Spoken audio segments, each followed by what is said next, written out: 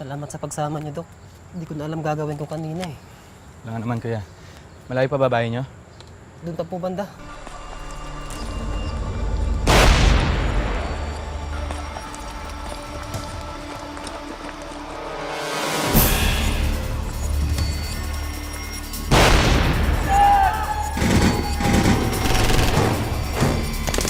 Dito muna tayo.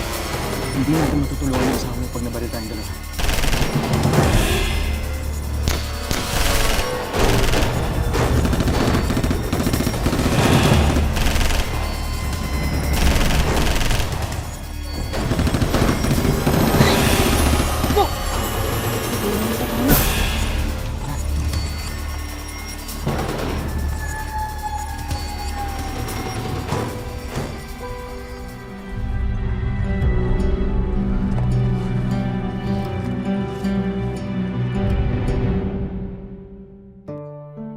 Marami ang nangangarap na maging doktor.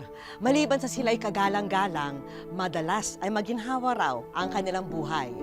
Ngunit hindi raw dapat ito ang maging batayan kung ito ang propesyong nais na tahakin. Dahil kailangang taimtim ang dedikasyon niya sa kabila ng kahit anong hadlang. Dapat magampanan niya ang sinumpaang tungkulin na maglingkod sa kapwa at mapabuti ang kalagayan at madugtungan ng buhay ng bawat pasyente. Magandang hapon po mga kapuso, ako po si Vicky Morales at ito ang Wish Ko Lang. Doc Dalby, sabi ko sa inyo, maninibago kayo sa lugar na to. Ang problema, Doc. Sanay naman si Mami sa mga ganitong lugar eh. Oo nga, halos ganito rin sa probinsya namin. Dito po yung daanan.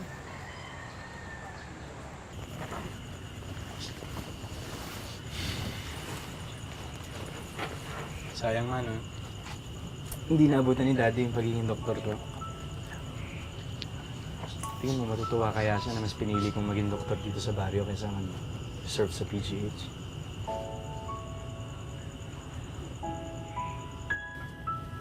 Dalvi, cum laude ka sa UP. Kahit saang ospital ka mag-apply, tatanggapin ka nila. Pero, mas pinili mo yung maglingkod. Yung tumulong sa mga nangangailangan. Ganun din ang daddy mo, di ba? Anak, sigurado ako na kung buhay ang daddy mo, magiging very proud siya sa'yo.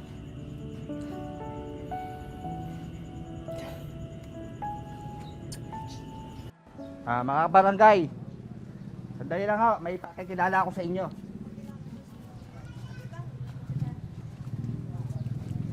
Magandang araw po. Siya nga pala si Doc Dalby. At siya po yung mami ni Doc.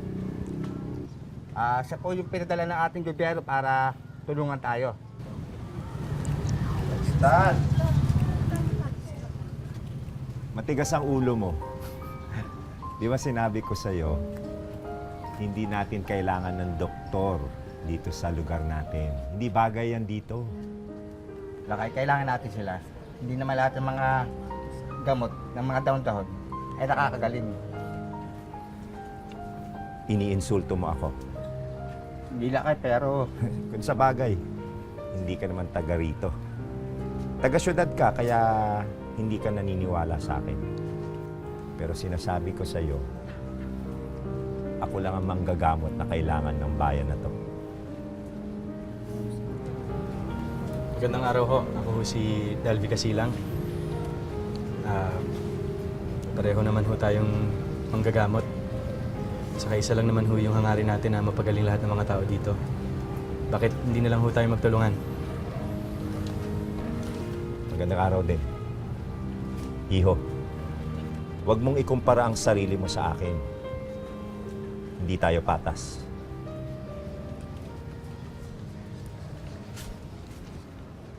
Hello, Doc! Gusto mo po kayo? Buti naman. Ano pangalan mo? Paing po. Nandito ka lang pala, bata ka. Kanina pa kita hinahanap. Ay,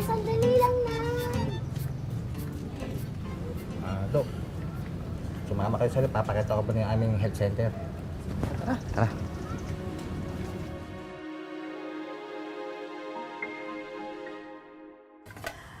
Alam mo anak, kaya ayaw niya sa'yo kasi mawawalan siya ng lugar dito sa baryo kapag tinanggap kayo ng mga tao. Pero sa isang banda kasi parang hindi mo rin sila masisisi kasi ang dami na daw nagpunta dito ng mga taga-syudad. Tutulungan sila, bibigyan ng kung ano-ano pero lolokohin lang, kakamkamin lang yung mga ari-arian nila. Tsaka isa pa nahihirapan din yung mga taong pumunta sa clinic lalo na kapag may mga humaharang na iba kagaya nila kay. Sabi kasi ni Benny may mga ilan daw na gusto magpa-check up, gusto magpatingin, magpagamot. Kaya lang natatakot sila kasi kakunti lang sila. Mas marami yung ayaw kaya natatakot na baka pagtulungan sila ng lahat. Alam mo yun, parang peer pressure ng community.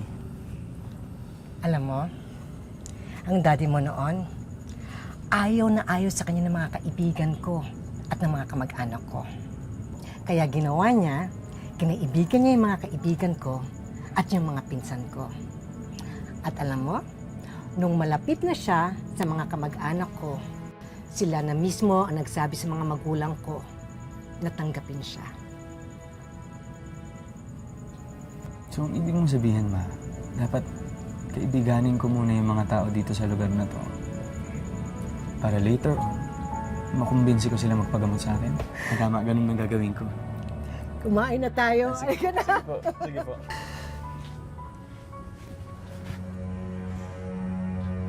Ma? Problema? Hindi, masyado lang mainit siguro kanina. Tubig po muna kayo. Tubig ka muna, Ma.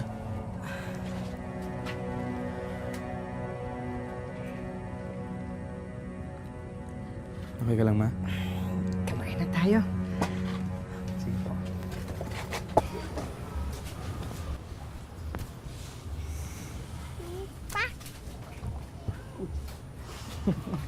Ano to? Sorry po. Ito. Laruan ko po. Papangalan mo? Ako po si Paeng. Ako po yung naghilong sa inyo. Yung bagong dating niyo po. Ikaw nga.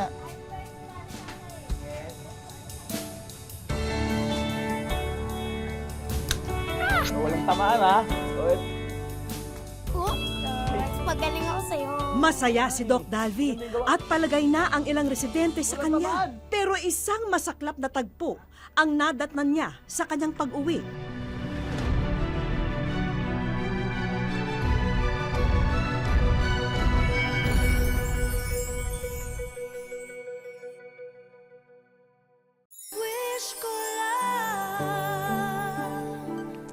Nadestino si Dr. Dalvi sa isang malayong baryo sa Ilocos at isinama na rin niya ang kanyang ina para patuloy siyang maalagaan habang ginagawa ang kanyang mga tungkulin.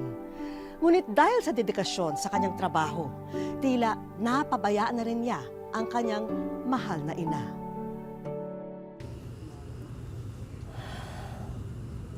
Ma, okay ka lang? Nakita kita nakasandusay ka dyan sa lapag eh. Ano nangyari?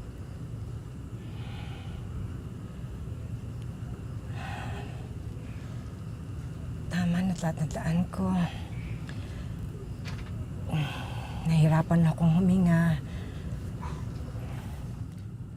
Anak, sorry ha. Kung nag-alala ka sa akin. Ma, ako dapat mag-sorry sa'yo. Inuuna ko yung kalusugan ng iba pero yung sa kalusugan ng pamilya ko napapabayaan ko. Pakiramdam ko wala akong kwentang anak. Wala kang kasalanan. Tinago ko kasi sa'yo kasi ayoko lang na mag-aalala ka sa akin. Hindi naman pwede yun, Ma. Hindi ko alam gagawin ko pag may nangyari sa inyo. Ma, gusto mo ba mag-resign na lang ako? Hindi na lang tayo sa atin.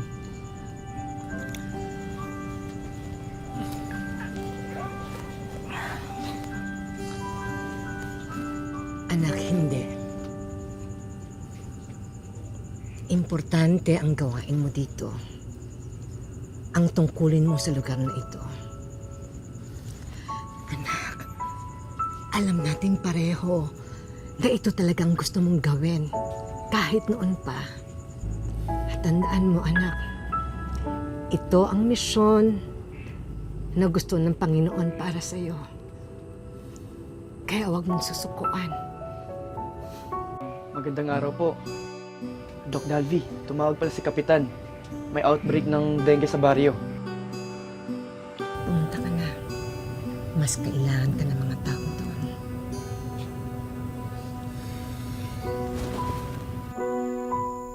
Sabi ng magulang, bigla na lang nilagnat yung bata eh. Unang araw pa lang ho to ng lagnat. Kung dengue ho to, lalabas ho yung mga rashes niya baka bukas. Kailangan pupunan natin ng blood sample. Itatakbo ko na sa City Hospital. Huwag ko kayo matakot. Kukunan ko lang ho siya ng dugo para makasiguro tayo kung anong talagang sakit niya. Umalis na kayo. Hindi namin kayo kailangan. Mukhang dengue ho ang sakit ng bata, pero kailangan namin makasiguro. Hindi namin kailangan ang tulong ninyo. Kayo ang nagdala ng sakit. Teka. Kami ang may dala ng sakit? Nagdasal ako kagabi. At ipinakita sa akin na kayo ang nagdala ng sakit sa lugar na to. Ewan ko sa inyo. Kayo na nga itong tinutulungan. Kami ba itong masamang espiritu? Bahala kayo. Parang awa niyo na ho. Malala ang lagay ng bata. Kung dengue ho to, malalagay sa panganib ang buong baryo.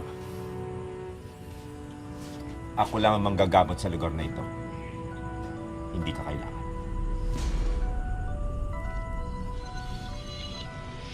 Eh di kung ayaw nila magpagamot sa atin, hindi bahala sila. Hindi naman tayo mamamatay, di ba? Hindi naman pwedeng ganoon. Responsibilidad natin sila bilang mga doktor. Eh ano naman gagawin natin kung ayaw nilang mapagamot sa atin? Okay.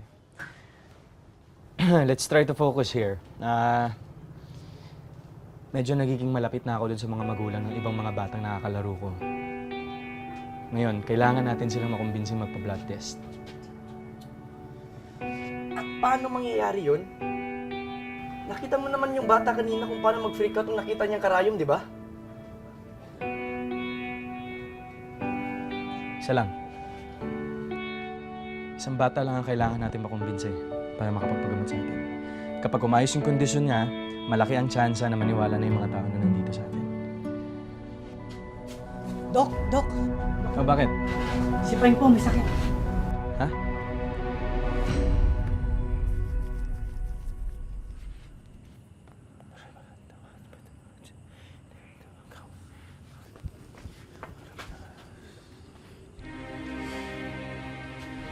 Anong ginagawa mo rito? Huwag niyo hong pagdiskitahan ng bata. Tinawag nila ako dito dahil alam nilang kaibigan ko si Paeng. Nag-aalala ako sa kanya. At naniniwala sila na kaya ko siyang tulungan. Lumayas ka. Ikaw ang masamang espiritu.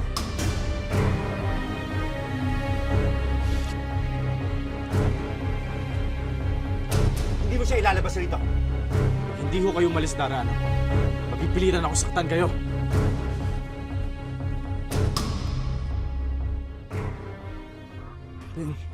Paeng! Lapit na tayo, ha? Lapit na tayo, ha? Lapit! Paeng! Paeng!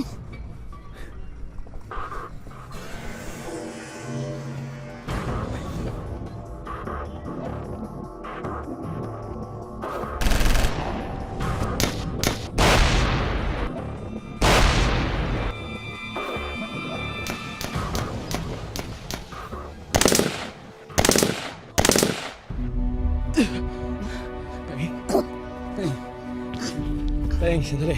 Sandali. Paeng. Paeng. Paeng. Sorry. Is Paeng. Paeng. Paeng. Gising. Paeng.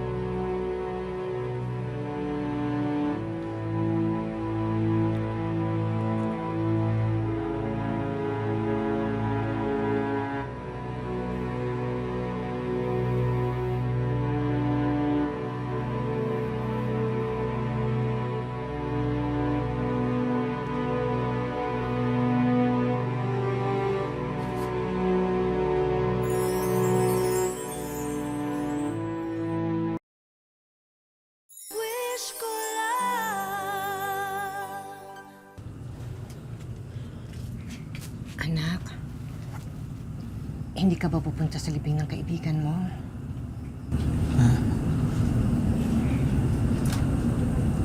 Hindi ko siya nasagip.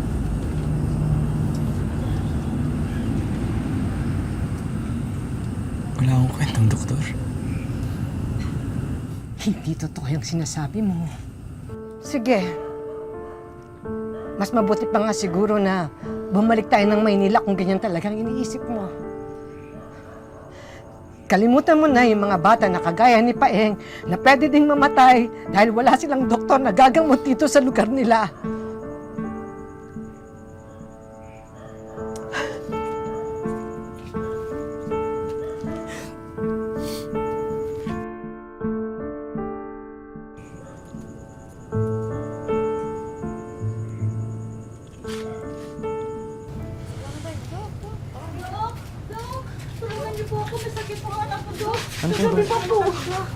Ano pong problema?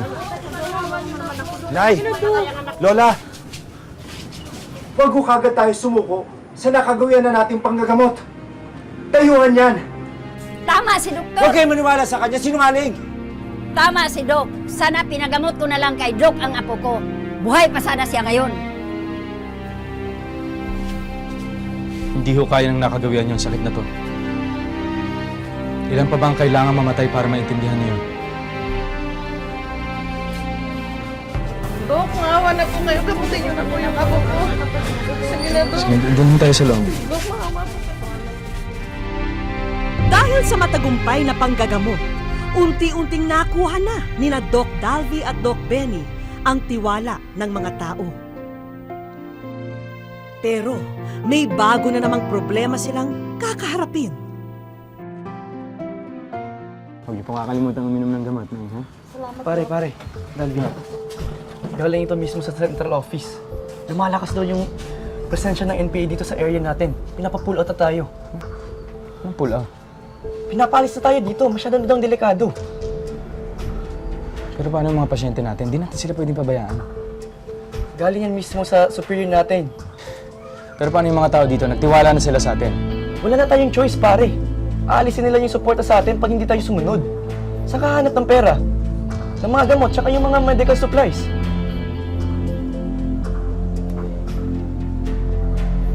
Hindi ako alis.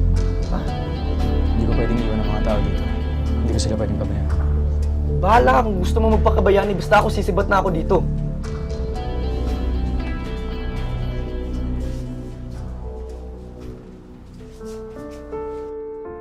Kahit wala na ang suporta ng DOH at kahit nag-iisa na siya sa klinik, ipinagpatuloy ni Doc Dalvi ang panggagamot sa baryo. At sa bandang huli, sariling pera na niya ang kanyang ginagastos para mapunan ang mga pangangailangan ng mga residente roon. Doc Dalvi! Mga anak na yung asawa ko. Tulungan niyo po ako. Salamat sa pagsama niyo, Doc. Hindi ko na alam gagawin ko kanina eh. Wala nga naman, kuya. Malayo pa babae niyo? Doon pa po banda. Tara.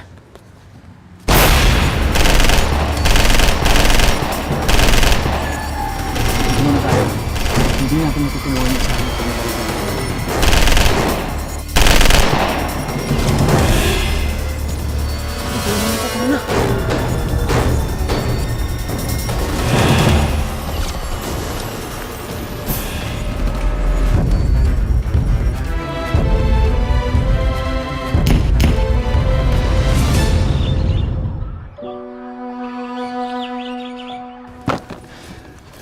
Doc, ano ka ba?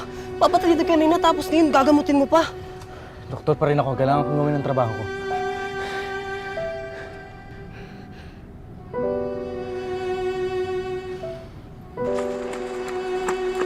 Nasa kamay!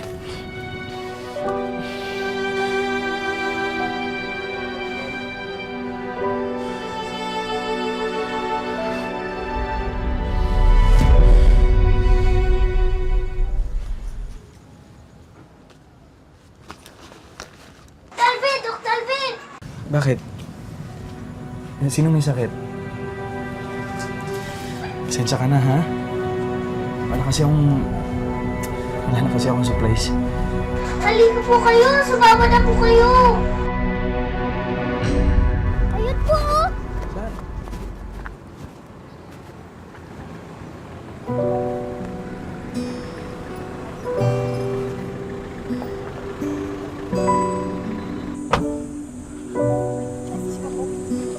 Magandang araw. Doc, good news. Binalik rin ng DOH ang supporter nila sa'yo. Uy! Doc, pa nga pala. Andiyan na lahat ng mga medical supply.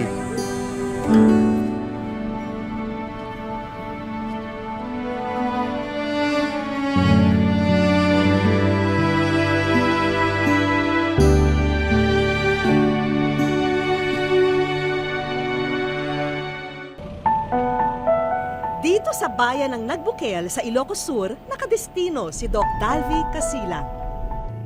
Sakay ng motor, patungo ngayon si Doc Dalvi sa barangay Casocos. Ito ang pinakadulong barangay sa taas ng bundok. Tuwing darating si Doc Dalvi rito, sa ilalim ng puno na ito nagpupunta ang mga residente. Magpapatingin na kasi sila sa kanya. Pagdating sa area, marami kaming nakita na mga batang malnourished, so maliliit sila, magagaan, tapos may mga tao na may sakit na hindi nila alam na meron pala sila nung karamdaman na yon, tulad ng tuberculosis. Merong mga tao dito na stroke na lang bigla, hindi nila alam na may hypertension at diabetes pala sila. Binisita ni Doc ang kakasilang pa lamang na si Marinel. Si Doc Dalvi ang nagpaanak kay Baby Mark. Baga na nga kararagak ti apo, tamay normal ko ti anak ko. Ken papigsaak iti riknak, pampanunutak ti anak, nagyan ti tiyan ko, ken may anak ko iti nasyaat.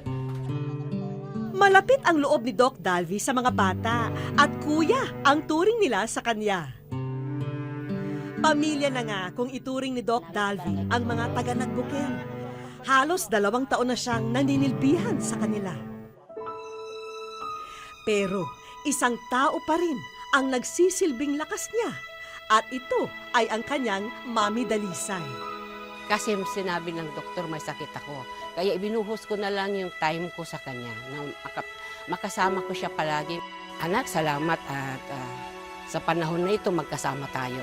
Salamat sa Diyos at magkasama pa rin. Dahil din sa kondisyon ng ina, ay hindi siya magawang iwanan ng mag-isa ni Doc Dalvi. Inaalagaan ko yung ibang tao pero yung sarili kong nanay, hindi ko na naalagaan. Parang kailangan kong ibalanse yun, di ba, yung pagtulong sa ibang tao at sa sarili kong pamilya. Kaya kinuha ko na siya, dinala ko na siya dito sa baryo.